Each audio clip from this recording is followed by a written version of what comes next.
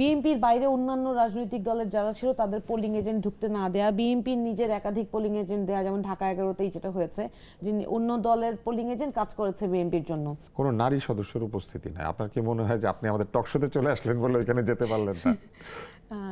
ধন্যবাদ আপনাকে। আজকে আমাদের যারা দেখছেন এবং এটাও মজার ব্যাপার, তারেক রহমানের সাথেও কোনো নারী যান নাই, ওই রুমটার মধ্যে সব পুরুষ। বাংলাদেশে রাজনীতিতে নারীদের অবস্থান দিতে কে কতটা অ্যাকোমোডেটিভ, এইটা আসলে জামাত ইসলামের মিটিংয়েও কোনো নারী দেখি নাই, এনসিপি মিটিংয়েও কোনো নারী দেখি নাই। আমি ধরে নিচ্ছি আপনি আমাদের এখানে চলে এসেছেন, না হলে তো আপনি থাকতেন। এটা আমি তো রাজনীতি করার শুরুতে শুধু রংপুর থেকে সার্জিস এসে পড়েছে। সার্জিস গত রাতে ঢাকায় এসছে। তো এই মুহূর্তে এই পরিস্থিতিতে জনাব তারেক রহমানেরও সফরসঙ্গী কোনো নারী হন নাই। তো আলটিমেটলি বাংলাদেশে নারী বান্ধব রাজনীতি দিয়ে যেই প্রশ্নটা শুরু হলো, তারপরেও উনি যে রাজনৈতিক দৃষ্টান্ত স্থাপন করলেন বাংলাদেশের ইতিহাসে, এইটার জন্য উনাকে আমি অন্তরের অন্তঃস্থল থেকে ধন্যবাদ জানাই। এবং আগামীর বাংলাদেশে যে সুশাসন প্রতিষ্ঠা করার জন্য সকলে এক হয়ে কাজ করবে, সেইটার একটা নিদর্শন বলবো আমি বলবো যে this is just the beginning of a new era where Bangladesh will have a new Bangladesh, যেখানে সবাই মিলে একটা সুশাসনের রাষ্ট্র প্রতিষ্ঠা করতে পারবো। এইটা আমরা অ্যাটলিস্ট আজকের পরে এক্সপেক্ট করতে পারি। গতকাল পর্যন্ত যতগুলো সহিংসতার ঘটনা আমরা দেখেছি নির্বাচনের দিন থেকে শুরু করে, কিছু কিছু জায়গায় আমি অবশ্যই সাধুবাদ জানাবো যে এমপি নির্বাচিত হয়েছেন যারা, সরকার যেই দলটা গঠন করতে যাবে তাদের দল থেকে নির্বাচিত এমপি হয়েছেন, তারপরেও উনি দেখলাম যে কয়েকটা জায়গায় ওনারা নিজ দলের সহিংসতা সৃষ্টিকারী কর্মীদের নামে মামলা করে পুলিশের হাতে সোপর্দ করেছেন। এখন কেউ কেউ সমালোচনার খাতিরে বলছে যে এটা পাবলিসিটি স্টান্ট কিনা, but even if that is, they have started the process, যেখানে আইনের আওতায় এই প্রক্রিয়াটা আনা হয়েছে। যে একটা অভিযোগ এসেছে, সেই অভিযোগটা আইনের আওতায় নিয়ে সেটা বিচারের কার্যক্রমের মধ্যে দিয়ে যাবে। সেইটা যে একটা নিয়মতান্ত্রিক প্রক্রিয়া, সেইটা মধ্যে যে ওনারা সেটাকে যে ওয়েলকাম করেছেন এবং সেই ভূমিকাটা নিয়েছেন, সেই জন্য তাদেরকে সাধুবাদ জানাই। একই সাথে সারা বাংলাদেশে বিভিন্ন জায়গায় অনেক অনেক সহিংসতার খবর পাচ্ছি, যেগুলো খুবই অ্যালার্মিং। আমি স্পষ্ট করে বলতে পারি, আজকে যেই তারেক রহমান নিজ পায়ে হেঁটে উনার বিরোধী দুইজন প্রার্থীর, সরকারের বিরোধী দলের দুইজন নেতার বাসায় গিয়েছেন, বাসায় যাওয়া মানে কি ভ্রাতৃত্ব প্রদর্শন করা, তাই না?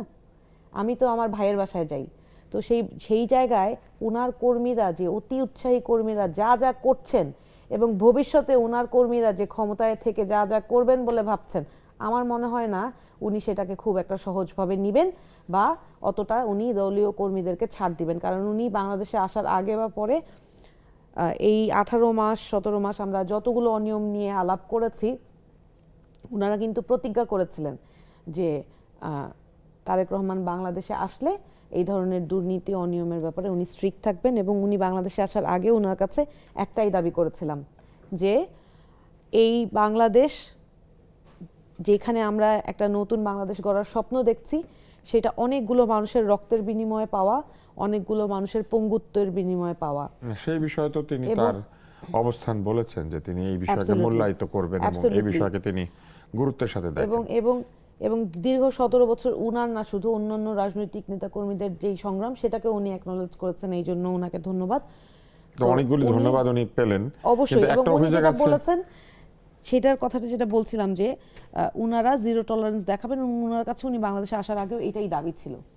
তো এই দাবিটা উনি পূরণ করবেন এবং দলের না শুধু সরকারে উনার ভূমিকাটা ভেরি ভেরি স্ট্রং থাকবে এবং জিরো টলারেন্স। সেটাই হওয়ার কথা। কিন্তু একটা অভিযোগ আছে যে দেবিদ্বারের একটি আসন অন্তত, যেখানে হাসনাত আব্দুল্লাহ জিতেছেন, সেখানে নাকি তার সমর্থকরা বিএনপির ভোটারদেরকে একটু আক্রমণ করেছেন। এটা কি সত্য? আচ্ছা, বিএনপির তো প্রার্থী মনোনয়ন মানে আইনগতভাবে মানে যখন তিনি দাঁড়িয়েছিলেন এবং বিএনপি পন্থী যারা, কারণ তারা ট্রাকের পক্ষ নিয়েছিল। আচ্ছা, এখন ধরেন সারা বাংলাদেশে এত এত অনিয়ম হয়েছে, অ্যাটলিস্ট 393টা ইনসিডেন্টস রিপোর্টেড হয়েছে, যেখানে সারা বাংলাদেশে নির্বাচন সারাদিন সুষ্ঠু হইলেও, সুষ্ঠু মানে কি, মানে ধরেন যতটা অনিয়ম এক্সপেক্টেড ছিল ততগুলো অনিয়ম দেখা যায়নি। তবে কোনো কোনো জায়গায় বিএনপির বাইরে অন্যান্য রাজনৈতিক দলের যারা ছিল তাদের পোলিং এজেন্ট ঢুকতে না দেয়া, বিএনপির নিজের একাধিক পোলিং এজেন্ট দেয়া, যেমন ঢাকা 11তেই যেটা হয়েছে যে অন্য দলের পোলিং এজেন্ট কাজ করেছে বিএনপির জন্য।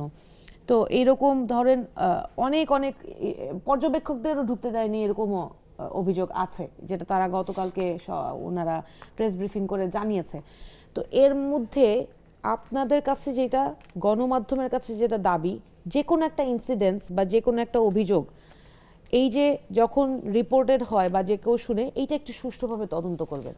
কারণ ট্রাক মার্কার যে প্রার্থী ছিলেন উনি কিন্তু হাসনাত আবদুল্লাহকে সাধুবাদ জানিয়েছে এবং উনি খুবই সুন্দরভাবে সবকিছু, উনি হাসনাত আবদুল্লাহর সাথে আগেও উনি একটা সুসম্পর্ক বজায় রাখার চেষ্টা করছেন।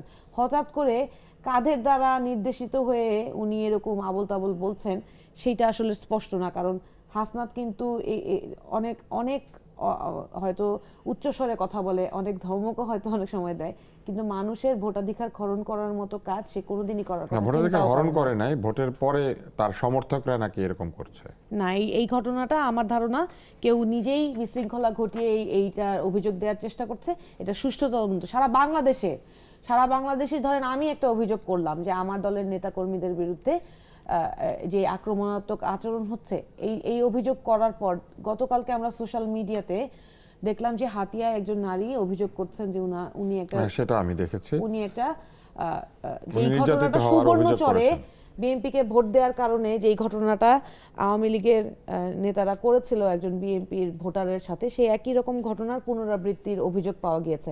কিন্তু আজকে আমি এখানে আসার আগ পর্যন্ত কিন্তু যেটা আপনার খোঁজ কি মনে নিয়েছি, হয় যে এইসব বিষয়ে অন্তর্বর্তী সরকার আরো সতর্ক হলে এগুলি বন্ধ করা যেত? কারণ না, সরকারের তো এখন অন্তর্বর্তীকালীন অন্তর্বর্তী সরকার সরকার। আমার কাছে কেন মনে হয়েছে যে উনারা আসলে নির্বাচনের আগেই হাল ছেড়ে দিয়েছেন।